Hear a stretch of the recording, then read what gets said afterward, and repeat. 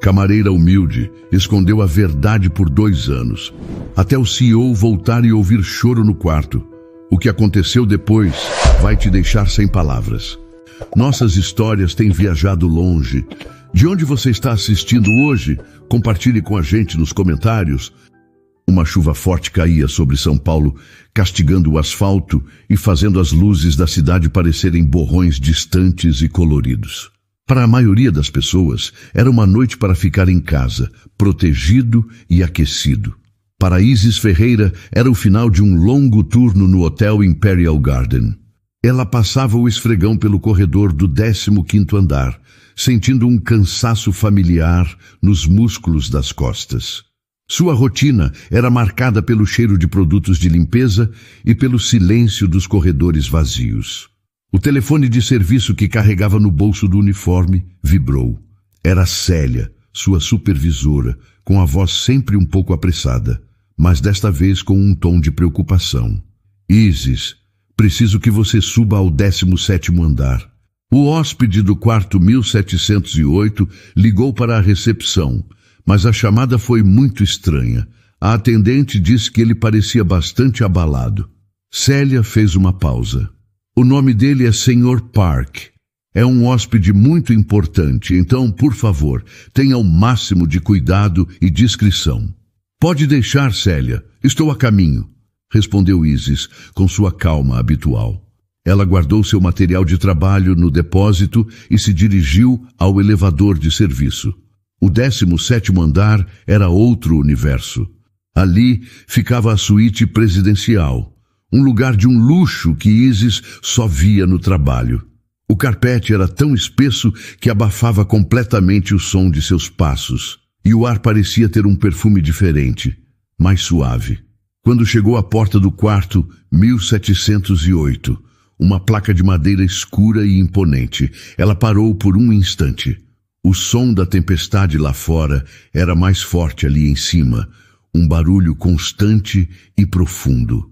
Isis ajeitou a gola de seu uniforme e bateu na porta 2 vezes, de leve. "Serviço de quarto", disse ela, com a voz clara e profissional. Nenhuma resposta, apenas o som da chuva contra a janela.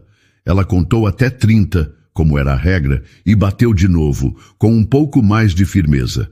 "Senhor, com licença, sou da governança." De repente, um som de vidro se quebrando veio de dentro do quarto. O coração de Isis deu um salto. Aquilo não era normal. Seguindo o protocolo para possíveis emergências, ela pegou seu cartão mestre, destrancou a porta e a abriu com muita cautela.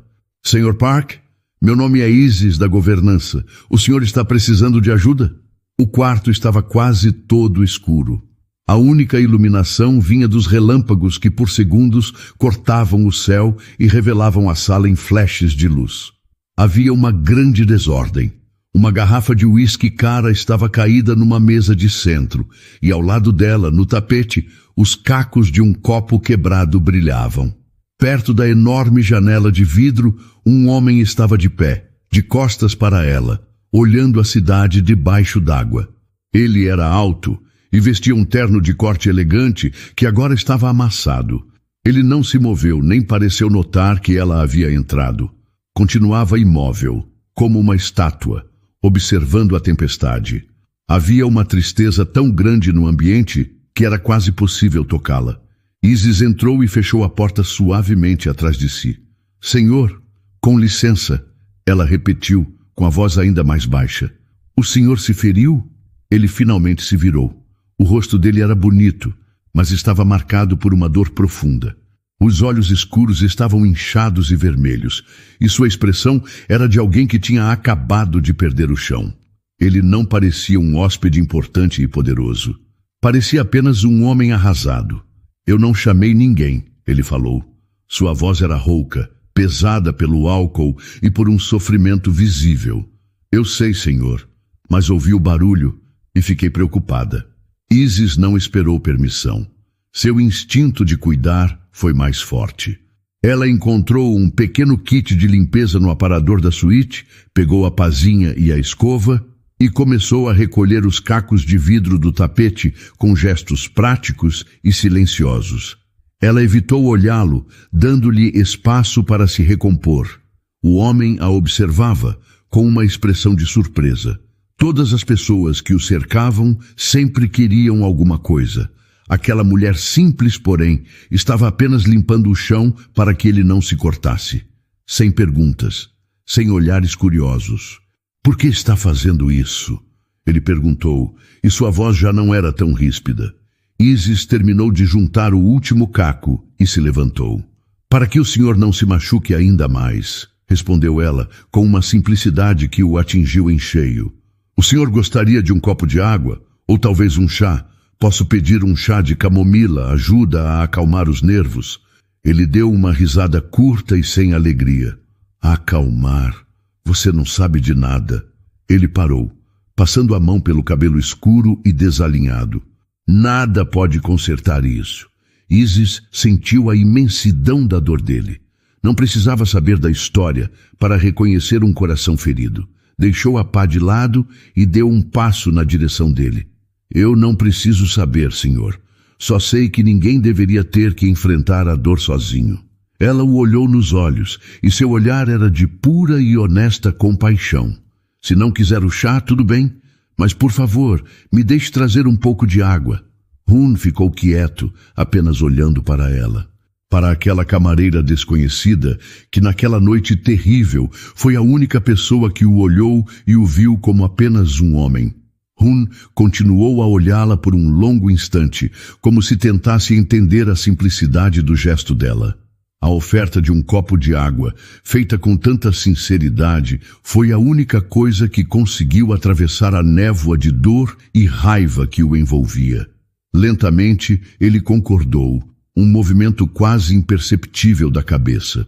Isis se moveu com uma calma que contrastava com a desordem da suíte.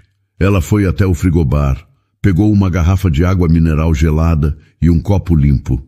Seus gestos eram eficientes e discretos. Ela não fez barulho, não demonstrou pressa. Apenas encheu o copo e o estendeu para ele. Ele pegou o copo e seus dedos tocaram os dela por uma fração de segundo. Foi um toque frio, quase sem vida. Hun bebeu a água em grandes goles, como se estivesse com sede há dias. Quando terminou, colocou o copo vazio na mesa de centro. O som do vidro no mármore foi o único ruído no quarto, além da chuva incessante. Ele finalmente se sentou, ou melhor, desabou em um dos sofás caros. Apoiou os cotovelos nos joelhos e enterrou o rosto nas mãos. Seus ombros largos tremeram levemente. Isis permaneceu de pé, a uma distância respeitosa, sem saber se deveria ir embora ou ficar. Sair parecia cruel. Ficar parecia uma invasão. "Você acredita em lealdade?" ele perguntou de repente, a voz abafada pelas mãos. Ele não levantou a cabeça para olhá-la. A pergunta a pegou de surpresa. Isis pensou por um momento antes de responder. "Eu acredito, senhor. Acredito que é uma das coisas mais importantes que podemos oferecer a alguém." Ele soltou um som que era quase uma risada, mas sem nenhuma alegria. Eu também acreditava. Ele finalmente levantou o rosto e a dor em seus olhos era devastadora. "Dediquei minha vida inteira a 2 pessoas. Construí tudo o que tenho pensando nelas. Cada vitória, cada sacrifício, era por elas." Isis continuou em silêncio, sentindo que aquele homem precisava, mais do que tudo, de alguém que o ouvisse. Ele não estava falando com a camareira do hotel, mas sim com o vazio, com as paredes, com a tempestade lá fora. E ela estava ali para escutar. "Minha esposa, Valéria." Ele disse o nome como se fosse veneno. "E meu primo, Eduardo." Ele não era só meu primo, era meu melhor amigo, meu sócio, a pessoa em quem eu mais confiava no mundo, além dela. Ele olhou para o nada, seus olhos vendo cenas que Isis não podia imaginar. Hoje à noite eu descobri que os 2, eles estavam juntos, nas minhas costas, na minha casa, na minha vida. Cada palavra saía com dificuldade, carregada de um peso imenso. A verdade, dita em voz alta, parecia tornar tudo ainda mais real, mais sórdido. O homem poderoso, o hóspede importante da suíte presidencial, não existia mais. Em seu lugar havia apenas um marido traído, um homem que teve seu mundo destruído pelas duas pessoas que ele mais amava. Isis sentiu um aperto no peito. Não era pena, era empatia. Ela sabia o que era sentir a dor da decepção, mesmo que em uma escala muito menor. Eu sinto muito, ela disse, e sua voz era um sussurro suave. Ninguém deveria passar por isso. Sente muito? Ele repetiu, olhando para ela com uma intensidade que a fez recuar um passo. Por quê? Você nem me conhece. Para você, eu sou só mais um hóspede rico com problemas. Pode ir embora. Já fez o seu trabalho.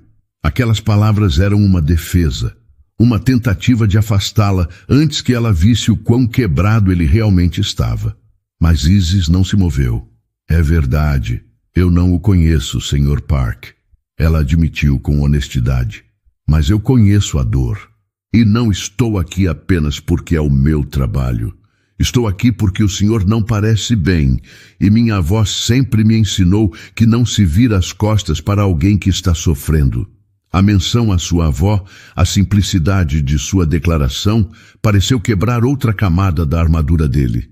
Ele a encarou, vendo não uma funcionária do hotel, mas uma mulher com uma força tranquila e uma bondade inesperada.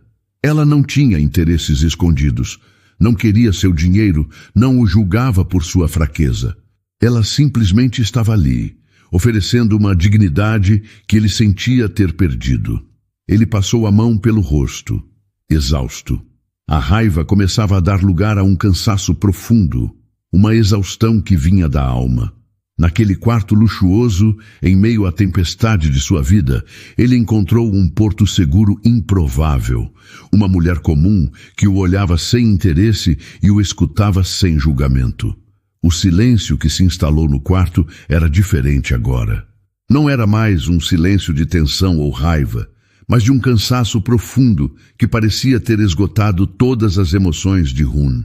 Ele baixou os olhos para as próprias mãos, como se as visse pela primeira vez.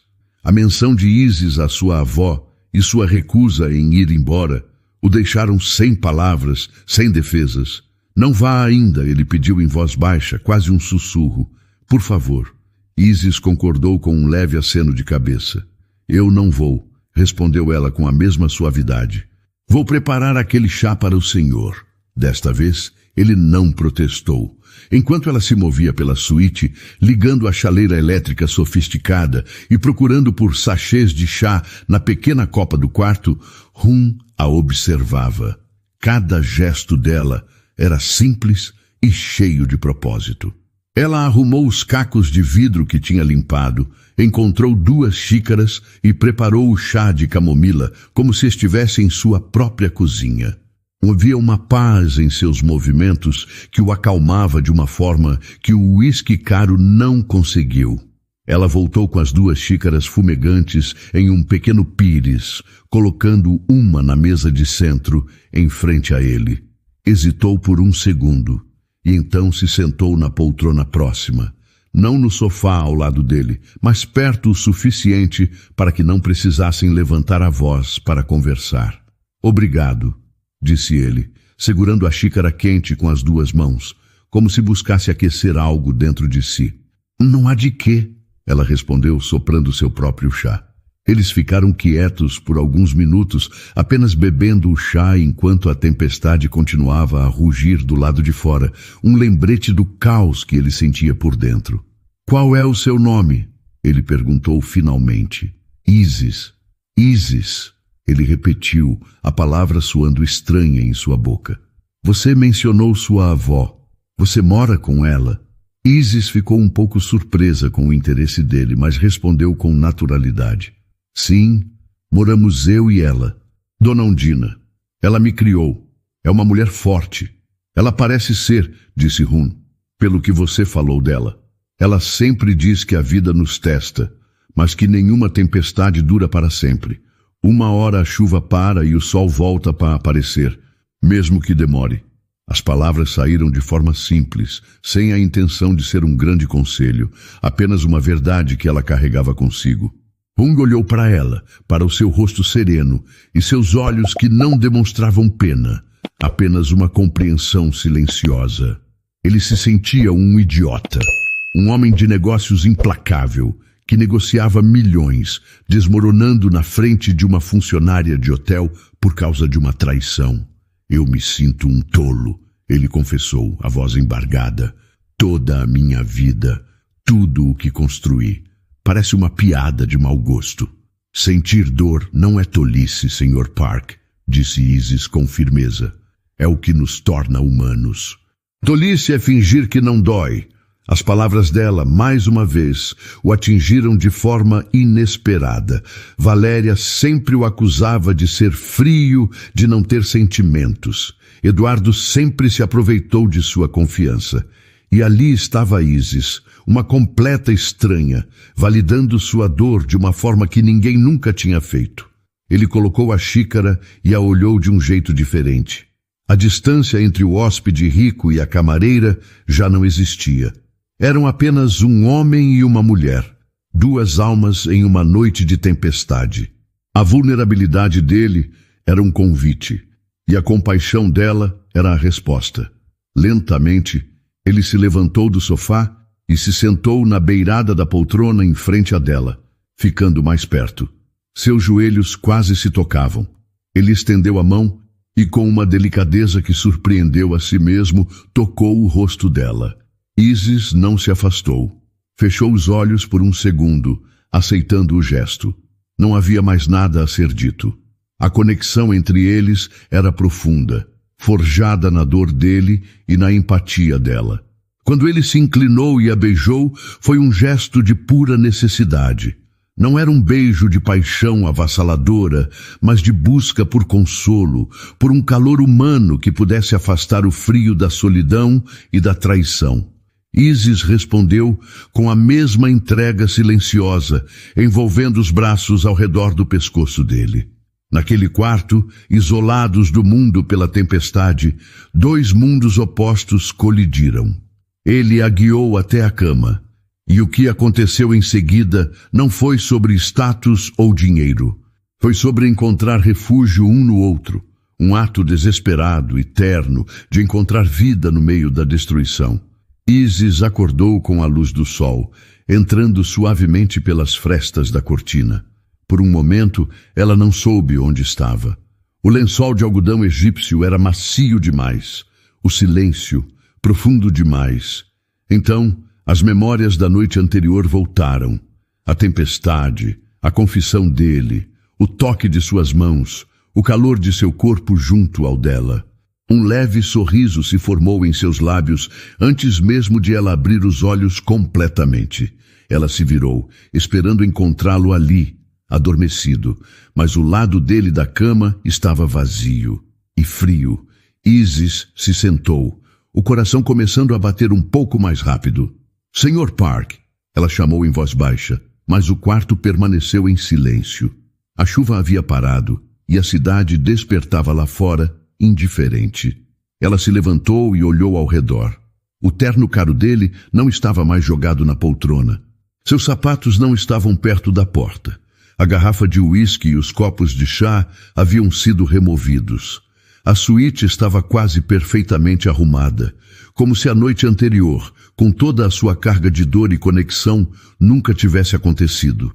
Não havia um bilhete, nenhum número de telefone, nenhuma palavra. Ele tinha simplesmente desaparecido. Uma sensação de vazio começou a se instalar no peito de Isis. Ela não era ingênua. O que ela esperava? Que um homem como ele, rico e de um mundo tão distante do seu, fosse ficar. Mesmo assim, a forma como ele partiu, sem um único adeus, doeu. Doeu profundamente. Com um suspiro, ela juntou suas próprias roupas e se vestiu em silêncio. Por puro hábito profissional, esticou o edredom da cama, alisando as dobras. Era uma forma de colocar ordem no caos que começava a se formar dentro dela. Deixou o quarto 1708 sem olhar para trás, fechando a porta para aquele breve capítulo de sua vida. Nos dias que se seguiram, Isis tentou, discretamente, obter alguma informação.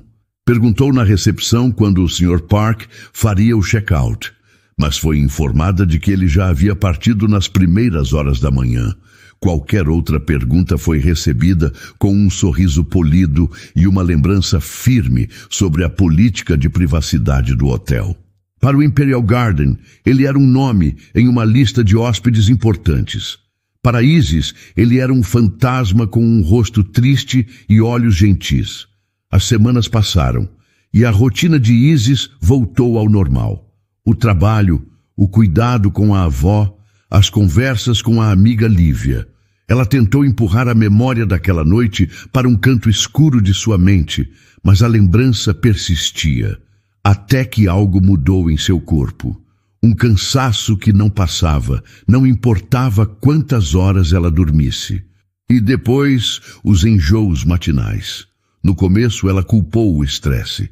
Mas quando o mal-estar se tornou uma constante, um medo gelado começou a crescer dentro dela. Com as mãos trêmulas, ela fez um teste de farmácia no pequeno banheiro de seu apartamento. Esperou os 3 minutos que pareceram uma eternidade, e então lá estavam. 2 linhas cor-de-rosa, inconfundíveis. Naquela noite, sentada à pequena mesa da cozinha, ela contou tudo para sua avó, Dona Undina, e para Lívia, que tinha passado para uma visita. As lágrimas que ela segurou por semanas finalmente vieram, silenciosas e pesadas. Eu não sei o que fazer, vó, sussurrou Isis, olhando para as 2 mulheres de sua vida. Eu estou sozinha nisso. Eu nem sei como encontrá-lo. Eu só sei o sobrenome dele.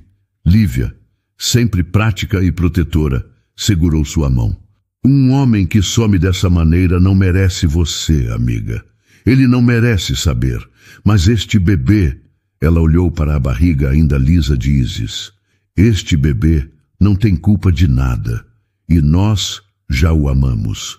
Dona Undina, que ouvia tudo em silêncio, com seus olhos cheios de uma sabedoria de uma vida inteira, se levantou, contornou a mesa e abraçou a neta por trás, apoiando o queixo no topo da cabeça dela. Medo faz parte, minha filha, disse a avó, a voz firme e suave ao mesmo tempo.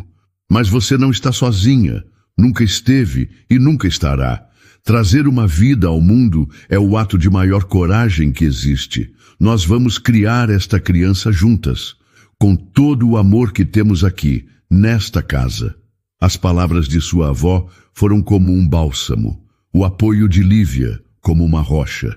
Naquele momento, rodeada por aquele amor incondicional, Isis tomou sua decisão. Ela não precisava dele. Ela não precisava de um homem que havia como um segredo a ser deixado para trás. Ela colocou a mão sobre o próprio ventre, um gesto de promessa. Ela teria aquele bebê. Iria criá-lo com dignidade, com força e com todo o amor que transbordava de sua pequena e valente família. Os meses seguintes se transformaram em uma nova rotina para Isis. Sua barriga crescia sob o uniforme bem passado, um segredo que logo se tornou impossível de esconder. Sua supervisora, Célia, uma mulher observadora e de bom coração, nunca fez perguntas diretas. Apenas garantia que Isis fizesse os serviços mais leves e a proibia de carregar peso. Era uma gentileza silenciosa que Isis agradecia todos os dias. Em casa, o amor de Dona Undina e Lívia a envolvia. Undina tricotava sapatinhos e mantas com uma dedicação incansável, enquanto Lívia aparecia com desejos de grávida e revistas de bebê, trazendo leveza e risadas para os dias mais cansativos. Quando Aurora nasceu, em uma manhã ensolarada de primavera, toda a dor do parto desapareceu no instante em que Isis segurou aquele pequeno corpo frágil em seus braços. Olhou para o rostinho enrugado, os tufos de cabelo escuro e os olhos que, por um segundo, pareceram curiosos. Naquele momento, ela sentiu um amor tão vasto e poderoso que preencheu todos os espaços vazios de seu coração. Ela não estava mais sozinha. Ela era mãe. Os primeiros anos foram uma mistura de exaustão e felicidade pura. Havia noites em que Isis mal dormia, embalando uma Aurora com cólica e se perguntando como conseguiria trabalhar no dia seguinte. Nessas madrugadas, Dona Undina aparecia na porta do quarto com um copo de leite morno. "Você precisa descansar um pouco, minha filha. Deixa que eu fico com ela agora", dizia a avó, pegando a bisneta no colo com a prática de quem já fez aquilo muitas vezes. "Obrigada, avó. Eu não sei o que faria sem a senhora", respondia Isis com os olhos pesados de sono e gratidão. Enquanto isso, do outro lado do mundo, em uma casa minimalista de frente para o mar cinzento da Coreia do Sul, Hoon Park vivia seus próprios dias de silêncio. Ele havia se afastado de tudo. Deixou a presidência do grupo Park Innovation nas mãos de conselheiros de confiança e se isolou. Passava os dias lendo, caminhando pela praia e tentando juntar os pedaços de si mesmo. A traição de Valéria e Eduardo o havia quebrado de uma forma que ele não sabia ser possível. Ele estava aprendendo a viver sem a armadura de CEO, a ser apenas Hoon, mas em noites silenciosas, a memória de uma camareira com olhos gentis e palavras de fé voltava. Ele se lembrava do nome dela, Isis. A lembrança era um ponto de calor em meio ao seu exílio gelado, mas também uma fonte de vergonha. Ele fugiu, não apenas de sua dor, mas dela também. Em São Paulo, a vida continuava. Aurora deu seus primeiros passos se segurando nas pernas da bisavó. Sua primeira palavra foi mamã, dita em um final de tarde quando Isis chegou do trabalho cansada e a menina correu desajeitadamente em sua direção. Cada pequena conquista era uma festa. O apartamento era simples, os brinquedos, muitas vezes de segunda mão, comprados por Lívia em brechós, mas o amor era abundante. Quando colegas de trabalho, com uma curiosidade inevitável, perguntavam sobre o pai de Aurora, Isis tinha uma resposta pronta, dita com uma calma que não convidava a mais perguntas. "Ele não pôde ficar", ela dizia, "mas deixou o maior presente que eu poderia imaginar." E então mudava de assunto, falando sobre alguma graça que a filha tinha feito. Com quase 2 anos, Aurora era uma menina esperta e feliz.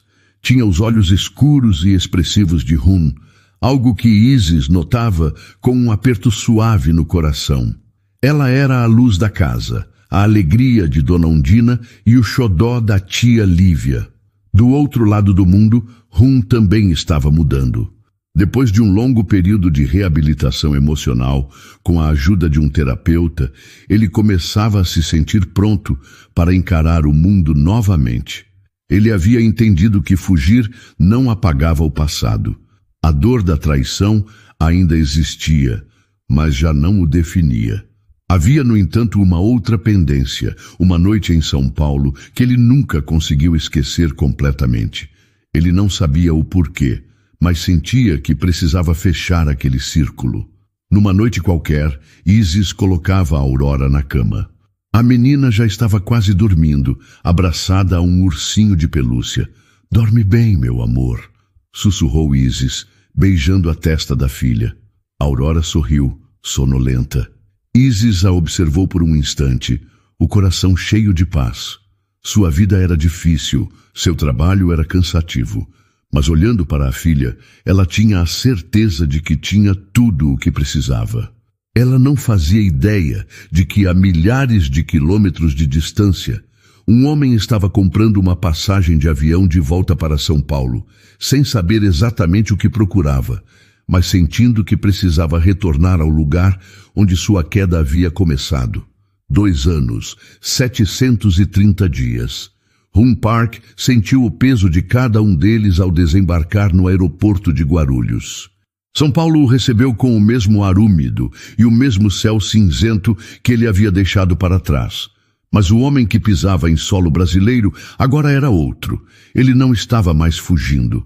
Estava mais velho, mais quieto e carregava as cicatrizes de sua reconstrução. O motivo oficial de sua volta era um congresso internacional de tecnologia, uma forma de reassumir lentamente seu lugar no mundo dos negócios. Mas no fundo, ele sabia que era uma peregrinação pessoal. Precisava encarar o lugar onde sua antiga vida havia terminado. O táxi parou em frente ao Hotel Imperial Garden. A fachada imponente era a mesma, mas a sensação de Hun ao entrar no saguão foi completamente diferente. Da última vez, ele entrou cego pela dor e pela raiva. Agora, ele via tudo com uma clareza desconfortável.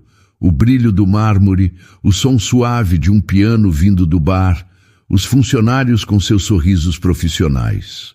Ele se dirigiu ao balcão de credenciamento do Congresso, um homem de negócios calmo e controlado. Bom dia, Hun Park, para o Congresso de Inovação, disse ele à recepcionista. Só um momento, Sr. Park. A moça digitou algo no computador. Sim, aqui está, sua credencial e a chave da sua suíte. A organização do evento cuidou de todos os detalhes para os palestrantes. Ela lhe entregou um envelope. Tenha uma ótima estadia. Obrigado. Hun pegou o envelope e se afastou. Apenas quando estava perto do elevador, ele o abriu e tirou o cartão magnético. E então ele parou. Congelou no meio do saguão. No pequeno envelope de papel cartão, um número estava impresso em dourado. 1708. Por um instante, ele pensou que era um engano, uma coincidência cruel demais para ser verdade. O mesmo andar, o mesmo quarto. Seu primeiro impulso foi voltar ao balcão e pedir para trocar, para ficar em qualquer outro lugar naquele hotel imenso. Mas ele se conteve. Talvez fosse isso. Talvez ele precisasse voltar exatamente ao ponto de partida para poder finalmente seguir em frente. Com uma respiração profunda, ele entrou no elevador. Enquanto Hun subia no 12º andar, Isis empurrava seu carrinho de limpeza. Seu dia estava mais corrido que o normal por causa do congresso. Isis, preciso que você dê uma atenção especial às suítes do 17º hoje. Os palestrantes principais estão todos lá, disse Célia, passando por ela com uma prancheta nas mãos. Pode deixar, Célia. Assim que eu terminar aqui, eu subo, respondeu Isis, sem dar muita importância. Era apenas mais um dia de trabalho, mais um andar para limpar. Ela só pensava em terminar seu turno para buscar a Aurora na casa de uma vizinha, já que Dona Undina tinha uma consulta médica naquela tarde. O elevador de Hun se abriu no corredor silencioso e luxuoso. Cada passo em direção à porta do quarto 1708 era pesado. Ele inseriu o cartão e a luz verde piscou. Empurrou a porta e entrou. O quarto estava impecável, banhado pela luz do sol da tarde. Cheirava a limpeza e a flores frescas. Mas, para Hun, as memórias daquela noite de tempestade estavam em toda parte. Ele via a si mesmo, de costas para a porta, olhando a chuva. Via a garrafa de uísque, o vidro quebrado, e via Isis, com seus olhos calmos e sua voz suave, oferecendo um chá. Uma melancolia profunda o atingiu. Ele nunca soube o que aconteceu com ela. Em sua fuga egoísta, ele simplesmente a apagou, tratando-a como parte do pesadelo que queria esquecer. Um arrependimento que ele havia ignorado por 2 anos se apresentou com força total. A suíte parecia sufocante. As memórias eram pesadas demais. Ele precisava de algo para quebrar aquela sensação. Um café. Sim, um café forte o ajudaria a se concentrar no congresso e a esquecer o passado. Pegou o telefone do quarto e ligou para a governança. Boa tarde, eu gostaria de pedir um café, por favor. Quarto 1708. Na copa do andar, o telefone tocou. Foi Isis quem atendeu. Governança, boa tarde. Ela ouviu o pedido. Sim, senhor. Um café, levarei em alguns minutos. Ela preparou uma bandeja com uma pequena cafeteira de prensa francesa, uma xícara, açúcar e um biscoito fino, como era o padrão para a suíte presidencial. Colocou tudo em seu carrinho e o empurrou pelo corredor que conhecia de cor. Parou em frente à porta de madeira escura. Ajeitou seu uniforme, um gesto automático, e bateu. Serviço de quarto, ela anunciou com sua voz clara e profissional. Dentro do quarto, Hun ouviu a batida e a voz. Por um milésimo de segundo, um arrepio percorreu sua espinha. Havia algo familiar naquele tom. Ele balançou a cabeça, dispensando a ideia como um truque de sua mente sobrecarregada. Caminhou até a porta e a abriu. O tempo parou. Ali, parada em sua frente, estava ela, Isis. Com o mesmo uniforme, o mesmo olhar sereno, mas agora com uma surpresa tão profunda em seus olhos que espelhava a dele. Ele a encarava, incapaz de falar, de respirar. Ela o olhou e o mundo inteiro pareceu desaparecer. A bandeja em suas mãos tremeu levemente. Era ele, o homem da noite de tempestade, o fantasma que ela tentou esquecer. Estava ali, real, em sua frente, depois de 2 longos anos de silêncio. O corredor do 17º andar ficou em um silêncio absoluto. Para Hun e Isis, parados na porta do quarto 1708, era como se o mundo inteiro tivesse prendido a respiração. A bandeja nas mãos dela tremeu, e o som suave da xícara batendo no pires foi o que quebrou o encanto. Isis, a voz de Hun saiu como um sussurro rouco. O som do seu nome, dito por ele depois de tanto tempo, foi o que a trouxe de volta à realidade. O choque deu lugar a uma onda de emoções confusas, raiva, mágoa e o instinto de se proteger. Seu profissionalismo foi a primeira defesa que encontrou. Seu café, senhor, disse ela, a voz surpreendentemente firme, enquanto estendia a bandeja para ele, evitando seu olhar. Hun não pegou a bandeja. Em vez disso, deu um passo para o lado, abrindo espaço para que ela entrasse. Por favor, entre. Nós precisamos conversar. Eu estou em meu horário de trabalho, senhor. Preciso apenas deixar a bandeja. A recusa dela foi imediata, uma barreira que ela ergueu instintivamente. 5 minutos. Ele insistiu, a voz agora mais suplicante do que autoritária. Por favor, Isis, eu lhe peço. Ela hesitou. O homem à sua frente parecia tão perdido quanto naquela noite de tempestade. Contra seu bom senso, ela entrou. Caminhou até a mesa de centro e colocou a bandeja com um cuidado exagerado. Quando se virou, ele havia fechado a porta. O som do clique a fez estremecer. Estavam novamente sozinhos naquele mesmo quarto. Eu não sei o que dizer. Ele começou, passando a mão pelo cabelo em um gesto de nervosismo que ela se lembrava bem.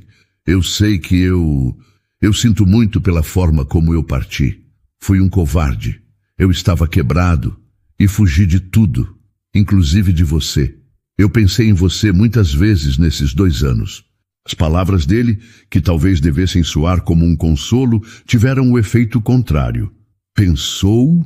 Ela repetiu, e uma risada curta e sem humor escapou de seus lábios. A raiva que ela guardou por 2 anos começou a vir à tona.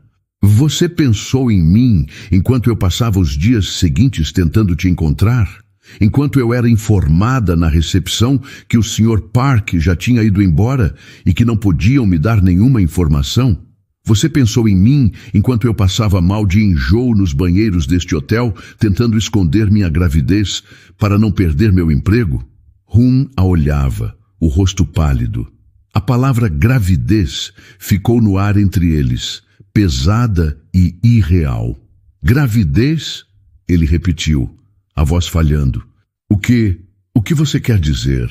Eu quero dizer que aquela noite não terminou para mim na manhã seguinte com seu desaparecimento, disse Isis, as lágrimas agora brotando em seus olhos, lágrimas de raiva e de uma dor muito antiga. Ela teve consequências. Uma consequência que eu carreguei sozinha por 9 meses e que eu crio com todo o meu amor há quase 2 anos. Ele deu um passo em sua direção, os olhos arregalados em completo choque. Não, você está dizendo que nós temos... Ele não conseguia completar a frase. Sim, confirmou Isis com a voz embargada, mas firme. Nós temos uma filha. O nome dela é Aurora. A notícia o atingiu. Ele cambaleou para trás e se apoiou na poltrona, o rosto sem cor alguma. Uma filha. A palavra girava em sua mente. Uma menina. Aurora. Uma filha. Ele sussurrou para si mesmo. Então olhou para Isis, os olhos cheios de uma confusão desesperada.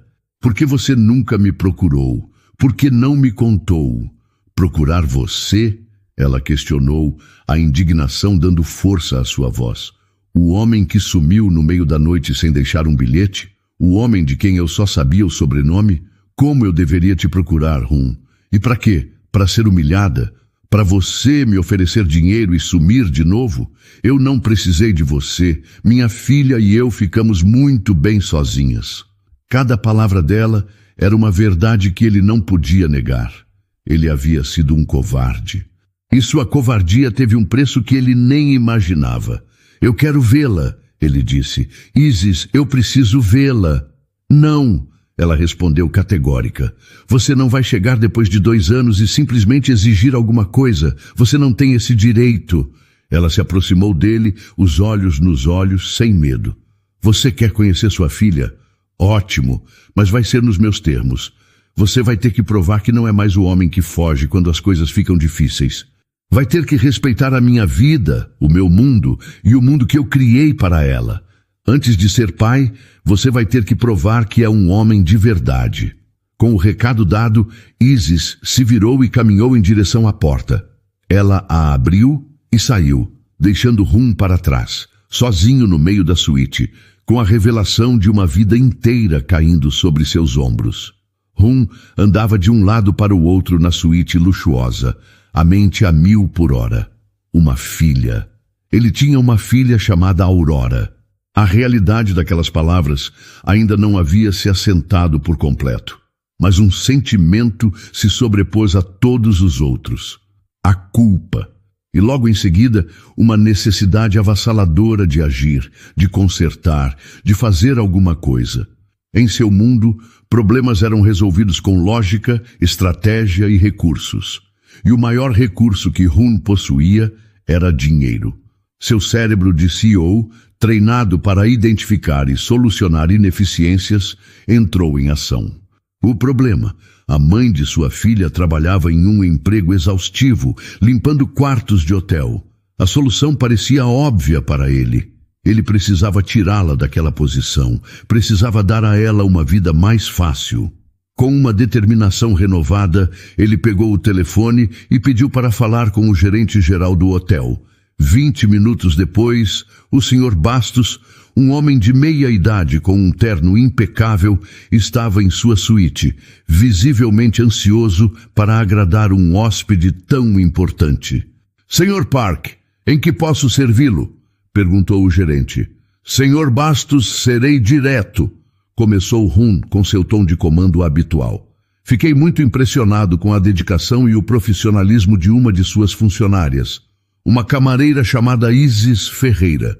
Gostaria de fazer uma doação anônima ao Fundo de Desenvolvimento de Funcionários do Hotel, com a condição de que a senhorita Ferreira seja promovida a um cargo administrativo. Na recepção, talvez. Algo com menos esforço físico e um salário melhor. O gerente ficou surpreso, mas se recompôs rapidamente. Uma doação generosa e um pedido simples de um homem poderoso?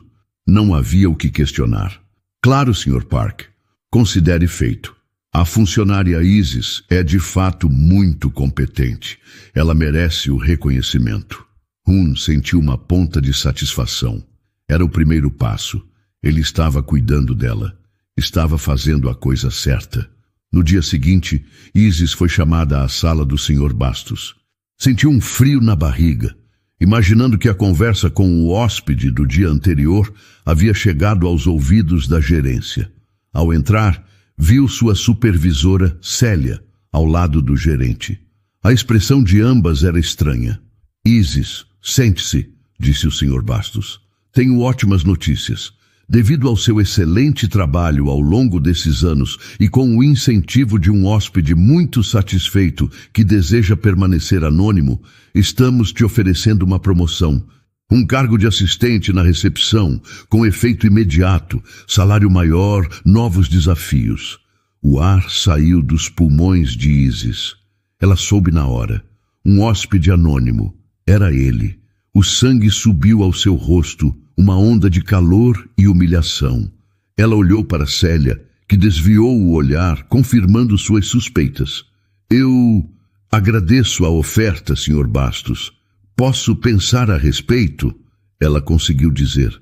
Ao sair da sala, o estrago já estava feito. Os olhares de suas colegas de corredor eram diferentes. Os sussurros começaram antes mesmo de ela chegar ao final do corredor. Em poucas horas, ela passou de uma colega respeitada a um caso de fofoca. A camareira que usou seus dons para conseguir uma promoção com um hóspede rico. O trabalho digno que ela construiu por anos foi manchado pela tentativa desajeitada dele de ajudar. Com uma fúria que ela nunca sentiu na vida, Isis marchou até o 17º andar. Bateu na porta do quarto 1708 com força, sem se importar com os protocolos. Rum abriu, um leve sorriso de expectativa no rosto. Isis. Ela entrou no quarto como um furacão, sem lhe dar chance de falar. O que você fez? Ela perguntou, a voz tremendo de raiva. Você tem alguma ideia do que você fez? Rum ficou confuso. Eu te promovi, eu só queria te ajudar, te dar uma vida melhor. Uma vida melhor? Ela gritou, as lágrimas de humilhação escorrendo pelo rosto. Você acabou de destruir a minha credibilidade profissional. Você me transformou em uma piada para todos com quem eu trabalho. Você acha que a minha vida é um negócio para você resolver com seu talão de cheques? Eu não sou um projeto de caridade, Rum. Eu sou uma mulher que trabalha duro e que se sustenta com dignidade. As palavras dela o atingiram com força. Ele a olhava, finalmente entendendo a dimensão de seu erro. Ele não a havia ajudado. Ele a havia insultado. Eu não preciso que você me salve, continuou ela, a voz agora mais baixa, mas ainda mais cortante. Eu precisei de você quando eu estava sozinha e com medo, com um bebê a caminho. Agora, o que eu preciso é de um pai para a minha filha, alguém que apareça, que participe, que se importe, não de um caixa eletrônico. Ele ficou em silêncio, absorvendo cada palavra. Ela estava certa, completamente certa. Ele havia agido como um CEO, não como um homem, não como um pai. Me desculpe, ele disse. A desculpa parecia carregar o peso de um entendimento verdadeiro. Você tem razão. Eu errei. Me desculpe, Isis. Depois que Isis saiu, Rum ficou parado no meio da suíte, as palavras dela voltando em sua mente. Eu não preciso de um salvador. Eu preciso de um pai para minha filha. Pela primeira vez em muito tempo, ele enxergou com clareza. Seu primeiro ato não foi de raiva ou de desespero, mas de humildade. Ele pegou o telefone e ligou novamente para o gerente do hotel. Desfez o arranjo da promoção, explicando que houve um grande mal-entendido de sua parte e pedindo desculpas por qualquer transtorno. Depois, enviou uma mensagem de texto simples para Isis, cujo número ele pedira a Célia sob o pretexto de um elogio profissional. Eu cancelei a promoção. Me desculpe novamente, quero tentar fazer do jeito certo. A resposta dela demorou, mas veio. Obrigada. No dia seguinte, Rum fez o check-out do Hotel Imperial Garden. Deixou para trás o luxo, o serviço de quarto e o homem que ele era. Com a ajuda de um assistente local, alugou um apartamento simples, mas limpo e arejado, a poucos quarteirões da casa de Isis. Era um lugar com móveis básicos e sem nenhuma ostentação. Ele trocou o mundo que conhecia pelo mundo dela. Seu próximo passo foi o mais difícil. Com o coração na mão, ele ligou para Isis. Gostaria de conhecer a Aurora, ele disse sem rodeios. Quando e onde você se sentir segura. Talvez em um parquinho. Eu só quero vê-la. Isis concordou. com a voz cheia de cautela. Eles marcaram para o sábado à tarde, na pracinha do bairro, um lugar que ela conhecia bem. Quando Hun chegou, viu as duas de longe. Isis estava sentada em um banco e uma menininha de vestido amarelo corria pela grama. Seus cabelos escuros e lisos balançavam enquanto ela perseguia uma borboleta. O coração de Hun parou. Era sua filha. Ele se aproximou devagar, as mãos suando. "Oi", disse ele para Isis. Aurora parou de correr e olhou para o estranho, se escondendo atrás das pernas da mãe. "Filha, este é o Hun", disse Isis, com a voz suave. Hun se ajoelhou para ficar da altura dela, mas não se aproximou mais. "Oi, Aurora. Você tem um vestido muito bonito." A menina o olhou com seus olhos grandes e escuros, os olhos dele, e não disse nada. Isis não forçou a interação. Eles apenas ficaram ali, até que Aurora, perdendo o interesse no homem quieto, voltou a correr. Hun não tentou segui-la. Apenas ficou observando-a, o peito doendo com uma mistura de alegria e tristeza por todo o tempo que havia perdido. Aquele foi o primeiro de muitos passos. Hun começou a fazer parte da rotina delas, de forma lenta e gradual. Aparecia no final da tarde, apenas para ficar por perto. Sentava-se no sofá da pequena sala, enquanto Isis preparava o jantar e Dona Undina assistia à sua novela. Ele não tentava se impor. Ele observava.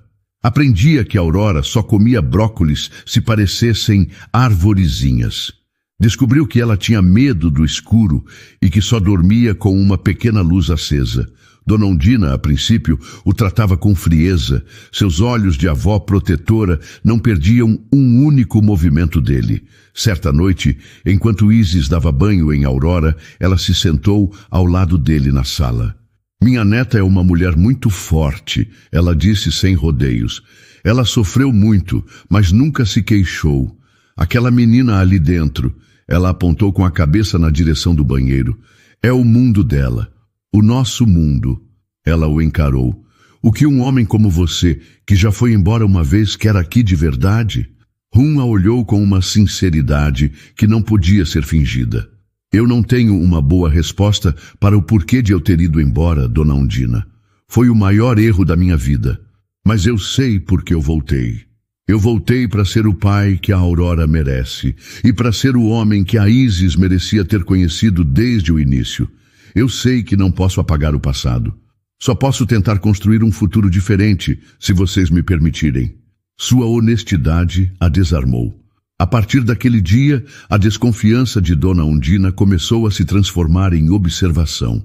Ela o via chegar todos os dias, sem falta. Via a paciência com que ele tentava brincar com Aurora, mesmo quando a menina o ignorava. Via o jeito como ele olhava para Isis, um olhar que misturava arrependimento, respeito e um carinho profundo. Numa noite de sexta-feira, encontraram-se todos na sala. Hun estava no chão, montando uma torre de blocos coloridos. Aurora, sentada à sua frente, esperava a torre ficar alta para derrubá-la com uma gargalhada gostosa. E Hun, em vez de se frustrar, ria junto com ela e começava a montar tudo de novo. Da porta da cozinha, Dona Undina observava a cena. Um sorriso genuíno, o primeiro que ela lhe dava, iluminou seu rosto. Ela trocou um olhar com Isis, que assistia a tudo com o coração mais leve. Em silêncio, as duas mulheres concordaram. Ele estava de fato tentando, e estava conseguindo. Passaram-se mais 2 anos. 2 anos em que o apartamento modesto de Hun se tornou uma extensão da casa de Isis. 2 anos em que papai se tornou a palavra mais natural do vocabulário de Aurora, dita com um sorriso que sempre fazia o coração de Hun se aquecer. O homem que um dia comandou reuniões de milhões de dólares, agora se sentia um vitorioso ao conseguir fazer um aviãozinho com a colher para que sua filha comesse legumes. Ele não voltou para a presidência de sua empresa. Em vez disso, montou um pequeno escritório em seu apartamento, gerenciando seus investimentos de forma remota, para nunca mais perder um café da manhã ou uma história antes de dormir. Numa tarde de sábado, enquanto Hun e Aurora brincavam no tapete da sala, Isis tomava um café com Lívia na padaria do bairro. Eu admito, eu estava errada sobre ele, disse Lívia, mexendo o açúcar em seu copo. No começo, eu queria te proteger daquele homem. Hoje, eu vejo o jeito como ele olha para você e para a Aurora. Quem diria, hein, amiga? O milionário misterioso que sumiu virou um paizão presente e dedicado. Isis sorriu, um sorriso genuíno que iluminava seu rosto. Ele não é perfeito, Lívia. Nenhum de nós é. Mas ele aparece, todos os dias. É isso que importa. O que Isis não sabia era que Hun vinha planejando algo há semanas. Naquela noite, ele anunciou que queria levar todos para um jantar especial. Para celebrar a nossa família, ele disse. O local escolhido, no entanto, a deixou surpresa. O restaurante do hotel Imperial Garden. Tem certeza, Hun? Aquele lugar, começou Isis, hesitante. Eu sei. Ele a interrompeu segurando sua mão. É por isso mesmo, precisamos criar uma nova memória lá, uma memória feliz. Confiando nele, ela concordou. Naquela noite, eles entraram no saguão do hotel. Isis, com um vestido simples e elegante, Hun, segurando a mão de uma Aurora falante de quase 4 anos. E logo atrás, Dona Undina e Lívia, que foram convidadas para a celebração.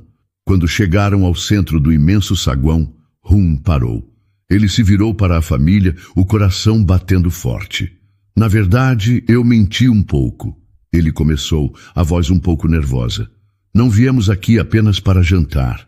Ele se ajoelhou no chão e pegou a Aurora no colo, que riu e passou os bracinhos ao redor de seu pescoço. De pé novamente, com a filha aninhada em seus braços, ele olhou para Isis. Algumas pessoas ao redor começaram a notar a cena e pararam para observar.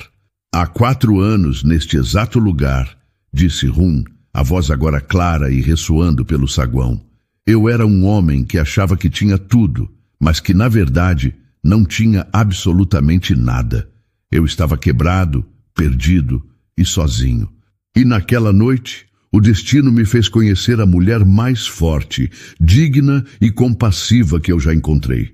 Seus olhos se encheram de lágrimas enquanto ele olhava para Isis. Isis Ferreira me salvou naquela noite sem pedir nada em troca. E eu, na minha covardia, a deixei para trás. Foi o maior erro da minha vida. Um erro que me deu o maior e mais inesperado presente. Esta menina linda que está nos meus braços. Ele beijou a bochecha de Aurora, que sorriu sem entender direito. Eu passei os últimos 2 anos tentando ser digno do amor de vocês, tentando ser o homem que vocês merecem. E hoje eu quero perguntar na frente de todo mundo, no lugar onde tudo começou, para que não reste nenhuma dúvida do meu compromisso. Com a Aurora ainda em um braço, ele tirou uma caixinha do bolso com a outra mão. Isis, você me ensinou o que é amor de verdade. Você e a Aurora não são um capítulo da minha vida. Vocês são o livro inteiro. Você aceita construir oficialmente esta família comigo? Casa comigo? As lágrimas escorriam livremente pelo rosto de Isis. Ela olhou para a filha nos braços dele, para o amor nos olhos dele, para sua avó e sua amiga, que choravam de felicidade. Com a voz embargada, ela conseguiu dizer a única palavra que importava. Sim, sim, eu caso. Um aplauso suave começou entre os curiosos que assistiam. Hun colocou a Aurora no chão, que correu para abraçar as pernas da mãe, e colocou o anel simples e delicado no dedo de Isis. O casamento não foi no hotel, foi no salão de festas do bairro, algumas semanas depois. Uma cerimônia simples, com as pessoas que realmente importavam. A decoração foi feita por eles, com flores compradas na feira. A comida foi feita por um buffet local, mas a alegria era mais real e mais valiosa do que qualquer luxo. Ali, cercados por sua pequena e verdadeira rede de afeto, Hun, Isis e Aurora não eram mais personagens de uma história de dor e desencontros. Eles eram, finalmente e para sempre, uma família. A vida, por vezes, nos deixa com a sensação de que algumas portas se fecharam para sempre. Olhamos para trás e vemos os erros que cometemos, as palavras que não dissemos, as chances que perdemos. Carregamos as cicatrizes das decepções e o peso dos recomeços solitários, acreditando que o tempo para um amor de verdade, aquele que é parceiro e presente, talvez já tenha passado. A história de Isis e Rum vem para nos lembrar de uma verdade profunda e consoladora. Nunca é tarde demais para o amor encontrar o caminho de volta, desde que ele esteja disposto a fazer o trabalho. Isis nos ensina sobre a força silenciosa da dignidade. Ela nos mostra que o valor de uma mulher não está em ser salva, mas em sua capacidade de construir uma vida inteira com as próprias mãos e com o coração. Ela não esperou por um príncipe. Ela se tornou a rainha de seu próprio mundo, um mundo regado a sacrifício, a valores e a um amor de mãe que é a força mais poderosa do universo. Rum, por sua vez, é a prova de que a redenção é possível. Ele nos mostra que um homem pode se quebrar e se reconstruir, e que a verdadeira força não está no dinheiro ou no poder, mas na humildade de reconhecer um erro e na coragem de dedicar cada dia para consertá-lo. Ele nos ensina que o amor não é um sentimento passageiro de uma noite de tempestade, mas uma decisão diária, a decisão de estar presente, de aprender a cuidar, de participar das pequenas coisas e de valorizar o que o dinheiro não pode comprar. E Aurora, o elo entre esses dois mundos, é a personificação da esperança. Ela é a prova de que mesmo das noites mais escuras e dos erros mais dolorosos, a luz de um novo amanhecer pode nascer. Esta não é uma história sobre um milionário que salva uma camareira. É uma história sobre uma mulher forte que ensina a um homem rico o verdadeiro significado da palavra valor. Para todas as mulheres que já sentiram o peso do mundo nos ombros, que já criaram filhos com a força de um exército de uma só pessoa, que já amaram e perderam e mesmo assim continuaram de pé, lembrem-se, a felicidade mais bonita, muitas vezes, não é aquela que começa como um conto de fadas, mas aquela que é reconstruída, tijolo por tijolo, com a argamassa da paciência, do perdão e da presença. O verdadeiro final feliz não é viver uma vida sem erros, mas ter a chance de corrigi-los e descobrir que o amor mais duradouro é aquele que não foge da tempestade, mas que aprende a dançar com você na chuva. E então, o que achou da história? Deixe sua opinião nos comentários. Adoramos saber o que você pensa. Não se esqueça de deixar seu curtir no vídeo para nos apoiar e de se inscrever no canal. Até a próxima!